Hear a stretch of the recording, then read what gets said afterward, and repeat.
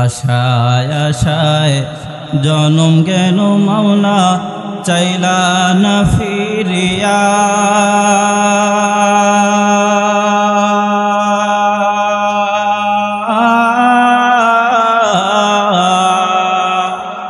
আর কত কাল থাকবো মাওলা তোমার দিদার পানে চায়া।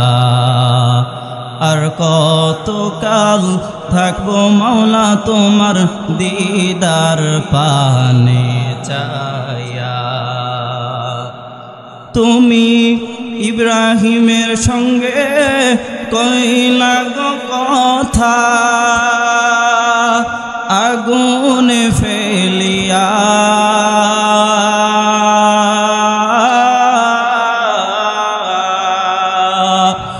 আর কত কাল থাকবো মাওলা তোমার দিদার পানে চায়া। তুমি মুসার সঙ্গে কইনা কথা তোর পাহাড়ে নিয়া।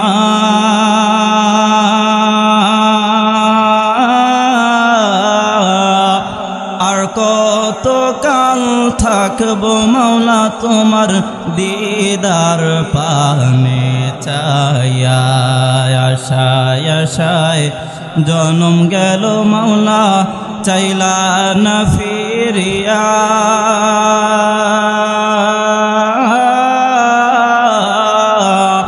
আর কত কাল থাকবো মাওলা তোমার দিদার পানে চায়া। وقضى ربك ألا تعبدوا إلا إياه। হ্যাঁ মুমিন, এক নম্বর নির্দেশ আমি আল্লাহ তোমাকে দিয়ে দিলাম, তুমি আমি আল্লাহর ইবাদত করবা। দুনিয়ার জমিনের মধ্যে আল্লাহ পাক রব্বুল আলামিন দুইটা শ্রেণীকে, দুইটা জাতিকে আল্লাহ পাক রব্বুল আলামিন সৃষ্টি করেছেন ইবাদতের জন্য। আল্লাহ পাক রব্বুল আলামিন স্পষ্ট ভাষায় ঘোষণা করে দেন, এ বান্দা আমি আল্লাহ তোমাকে সৃষ্টি করেছি গোলামি যদি করতে হয় একমাত্র আমি আল্লাহর গোলামি করো। দুই নম্বর নির্দেশ আল্লাহ পাক রব্বুল আলামিন বলেন ওয়া বিল ওয়ালিদাইনি ইহসানা। মা বাবার সঙ্গে ভালো আচরণ করবা, উত্তম আচরণ করবা। মা বাবার সঙ্গে কখনো তোমরা খারাপ আচরণ করবে না। মা বাবা ছোটবেলা তোমাকে যেরকম ভাবে আগলে রেখেছে তুমি কষ্ট করবা। তোমার একটু কষ্ট মা বাবা কখনো বরদাস্ত করতে পারে না। বলে আমার মালিক মায়ের সঙ্গে এমন একটা কানেকশন তোমাকে ফিট করে দিলেন যে তুমি কান্না করো তো তোমার কান্নার আওয়াজে মা বুঝতে পারে তুমি কি চাও, ঠিক না বলে? মার ভিতরে আল্লাহ পাক রব্বুল আলামিন এমন একটা নেটওয়ার্ক সন্তানের সঙ্গে যুক্ত করে দিলেন। বলে কেমন নেটওয়ার্ক? এ বান্দা ভালো করে শোনো। বাবা ডাক দিয়ে বলে সন্তানটা এই মুহূর্তে কান্নাকাটি করতেছে, মনে হয় খাবার খাবে এই জন্য কান্নাকাটি করে। মা ডাক দিয়ে বলে না, আমার এই সন্তানটা একটু আগে কিন্তু খাবার খেয়েছে, তাহলে কান্না কেন? বলে এই মুহূর্তে আমার বাচ্চা ঘুমাবে। আল্লাহ পাক রব্বুল আলামিন মা বাবার সঙ্গে সন্তানের এমন একটা কানেকশন ফিট করে দিলেন, বলে সন্তানের কোনো দুঃখ বেদনা কষ্ট মা কোনোদিন বরদাস্ত করতে পারে না। সন্তান প্রবাসের মাটিতে গিয়ে বিবাহ বন্ধনে আবদ্ধ হয়ে গেল। বিবাহ করে মা বাবাকে ভুলে গেল কপাল পরা সন্তান। বলে সন্তান মা বাবাকে ভুলে গিয়েছে। বাবা শোকে কাঁদতে কাঁদতে অসুস্থ হয়ে বিছানার মধ্যে পড়ে পড়লেন। বাবা অসুস্থ হয়ে পড়লেন। শেষ পর্যন্ত মা নিজের জমি জমা সবগুলোকে বিক্রি করে বাবার চিকিৎসা করিয়েছে, কিন্তু না, শেষ পর্যন্ত বাবা দুনিয়া থেকে বিদায় নিয়ে চলে গেল। কপাল পোড়া সন্তান প্রবাসে গিয়ে বিয়ে করে মাকে ভুলে গেল, বাবাকে ভুলে গেল। আর তার মা কাঁদতে কাঁদতে তার জন্য অন্ধ হয়ে গেল। মুসলমান ইমানদার আল্লাহর গোলাম, মা আল্লাহর কাছে দোয়া করে, ও দয়ার মালিক, তুমি আমার সন্তানকে আমার কাছে ফিরিয়ে দাও। প্রয়োজনে আমি মানুষের বাড়িতে ভিক্ষা করে করে করে আমি আমার সন্তানকে খাওয়াবো, তারপরে আল্লাহ তুমি আমার সন্তানকে আমার কোলের মধ্যে ফিরিয়ে দাও। সন্তান প্রবাসের মধ্যে সুন্দরী নারীকে নিয়ে সংসার করতে লাগলো। কিন্তু কি আজব কারবার, হঠাৎ করে তার যৌবন ফুরিয়ে গেল। অসুস্থতার মধ্যে যখন পড়ে গেল, স্ত্রী ডাক দিয়ে বলে, না না, তোমাকে আর আমাদের ঘরের মধ্যে জায়গা হবে না, দূর হয়ে যাও, দূর হয়ে যাও। যখনই তাকে তাড়িয়ে দিল, মনে পড়লো আমার তো মা বাবা রেখে এসেছি, মা বাবাকে তো আমি ভুলে গিয়েছি। এখন আমার জন্য শেষ আশ্রয় আমার মা বাবা। ওই মা বাবা ছাড়া আমার আর বিকল্প কোনো পথ নাই। চলে আসলো সন্তান, এসে দেখে যে স্থানের মধ্যে তাদের বাড়ি ছিল সেখানের মধ্যে আর বাড়ি দেখা যায় না। টেনশনের মধ্যে পড়ে গেল। তাকিয়ে দেখে পাশের মধ্যে একটা বাগানের মধ্যে একজন বৃদ্ধ কাজ করে, তার হাতের মধ্যে একটা কাঁচি দেখা যায়, ধারালো অস্ত্র দেখা যায়। সামনে গিয়ে বলতে লাগলো, এখানের মধ্যে কি অমুককে চিনেন নাকি? এমন সময় ওই ব্যক্তি ডাক দিয়ে বলে, হ্যাঁ আমি তো চিনি, তার একটা সন্তান রয়েছে, ওই সন্তান তাকে ভুলে গিয়েছে।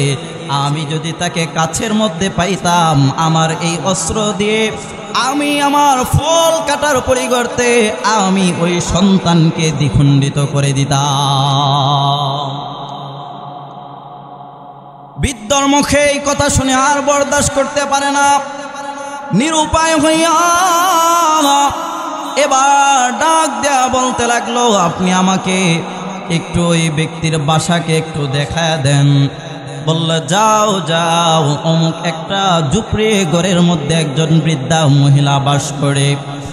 চলে গেল সেখানের মধ্যে। যাওয়ার পর তার মা আসার ওয়াক্ত হয়েছে, ওযু বানায়া মুসল্লার মধ্যে দাঁড়ায় গেল।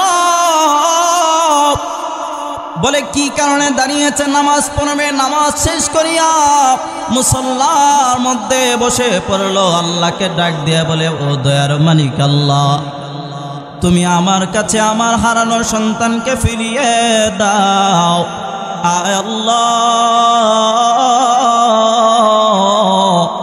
আমি সন্তানের কামাই খেতে চাই না, প্রয়োজনে আমি নিজে কাজ করে করে আয় আল্লাহ আমার সন্তানকে খাওয়াবো। তারপরে আল্লাহ তুমি আমার সন্তানকে আমার কোলের মধ্যে ফিরিয়ে দাও। এবার সন্তান অন্যায় করেছে, তার অপরাধ তাকে এমন ভাবে আক্রমণ করেছে, সামনে গিয়ে বলতে লাগলো, ও মা, তোমার হারানোর সন্তান তোমার কাছে চলে এসেছে, আর দোয়া করতে হবে না। মা সন্তানের শোকে কাঁদতে কাঁদতে অন্ধ হয়ে গিয়েছে। এবার সন্তানের মাথার মধ্যে হাত বুলিয়ে দেয়, কপালের মধ্যে চুমু খায়। ও সন্তান আমার, তুমি আমাকে ভুলে যেতে পারো, কিন্তু আমি তোমাকে ভুলতে পারি না। আল্লাহু আকবার। আল্লাহ পাক রব্বুল আলামিন জানায় দেন, মা বাবা হলো তোমার জন্য শ্রেষ্ঠ দোয়ার ভান্ডার। দুনিয়ার জমিনের মধ্যে তুমি সফল হতে চাও, তুমি ধনী হতে চাও, তুমি বিজনেসম্যান হতে চাও, তুমি আলেম হতে চাও, তুমি ইঞ্জিনিয়ার হতে চাও, ডক্টর হতে চাও, যা কিছুই হও না কেন, তোমার মার দোয়া নাই তো তোমার মধ্যে কোনো সফলতা নাই, ঠিক কিনা? মুসলমান ইমানদার আল্লাহর গোলাম মারিফুল কোরআন যিনি লিখেছেন আল্লামা শফি রহমাতুল্লাহি আলাইহি, তার দুইজন সন্তান চিফ জাস্টিস আল্লামা তাকি উসমানী হাফিজাহুল্লাহ এবং রফি উসমানী সাহেব দুইজন একবার হজের জন্য সব কার্যক্রম প্রস্তুত করে ফেলল, হজের মধ্যে যাবে। হঠাৎ করে তার বাবা ভীষণ অসুস্থ হয়ে পড়ল। মুসলমান ইমানদার আল্লাহর গোলাম এক পর্যায়ে দুই ভাই মিলে পরামর্শ করলো, এখন আমরা কি করতে পারি? আমাদের তো চলে যাওয়ার সময় হয়ে গিয়েছে, আমাদের বাবাও অসুস্থ, এই মুহূর্তে আমাদের করণীয় কি? দুই ভাই সিদ্ধান্ত করলো, আমরা এত টাকা লাগিয়ে এত দূরে হজ করতে যাব, আমাদের সবচেয়ে বড় হজ তো আমাদের ঘরের মধ্যেই পড়ে রয়েছে। আল্লাহু আকবার। এমন সময় আল্লামা তাকি উসমানী হাফিজাহুল্লাহ দুইটা টিকিটকে ক্যান্সেল করে দিলেন। দুইটা টিকিটকে ক্যান্সেল করার পর এবার চিন্তা করতে লাগলেন, কি করব? আমরা বাবার খেদমত করব, হজ প্রয়োজনে বাবা সুস্থ হলে তারপরে করব। মুসলমান ইমানদার আল্লাহর গোলাম এক পর্যায়ে বাবার সামনে হাজির। বাবা বলতেছে, তোমরা তো দুইজন হজের মধ্যে যাবা, কিন্তু হজের মধ্যে আজ তোমাদের ডেট, কিন্তু যাওনি কেন? বলে, বাবা আমরা এত দূরে হজ করতে যাব, আমাদের সবচেয়ে বড় হজ তো আমাদের ঘরের মধ্যেই পড়ে রয়েছে। আল্লাহু আকবার।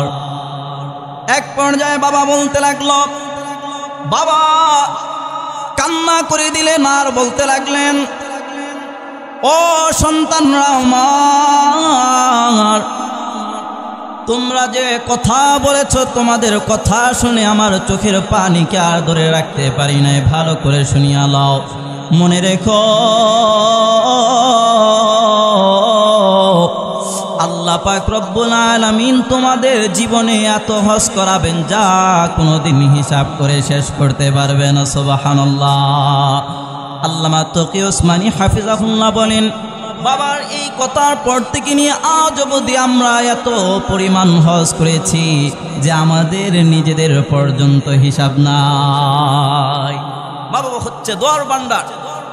এই জন্য মা বাবার সঙ্গে ভালো আচরণ করা, উত্তম আচরণ করা।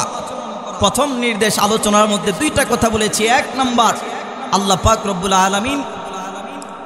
রব্বুল আলামিনের ইবাদত করা। দুই নাম্বার, মা বাবার খেদমত করা।